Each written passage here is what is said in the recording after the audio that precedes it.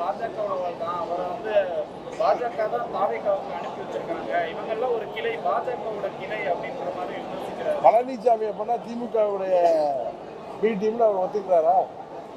ஏன்னா பழனிசாமி தான் தொடர்ந்து பொதுச் செயலாளராக இருக்கணும், அதுதான் எங்களுக்கு ரொம்ப நல்லதுன்னு திரு உதயநிதி சொல்றாரு. அப்படின்னா திமுக ஆட்சிக்கு வரணுங்கிறதுக்காகவே அவர், திமுக வெற்றி பெறணுங்கிறதுக்காக அவர் 2021 கூட்டணியை பலப்படுத்தாமல் திரு அமித்ஷா அவர்கள் முயற்சியை எல்லாம் முறியடித்தார். 24 தேர்தலில் பாஜக ஆட்சிக்கு வரக்கூடாது, தமிழ்நாட்டில் வெற்றி பெறக்கூடாது என்பதற்காகவே பாராளுமன்ற தேர்தல் அப்போ தனியாக போய் நின்னார். அப்படின்னா அவர், எனக்கு தெரிஞ்சு அவர் 17க்கு அப்புறம் எங்களெல்லாம் வெளியேற்றிய பிறகு திமுகவுக்கு பி திமுகத்தான் செயல்பட்டு வருவதாகத்தான் நான் நினைக்கிறேன்.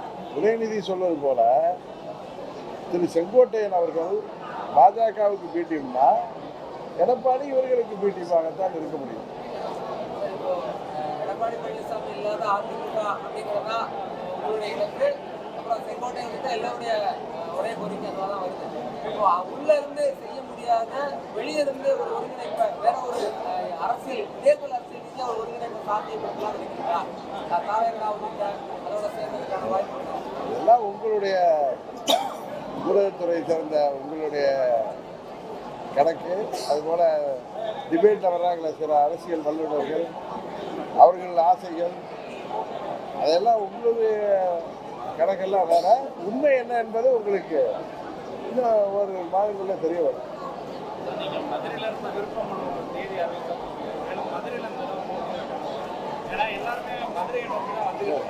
என்ன அம்மா முதலாக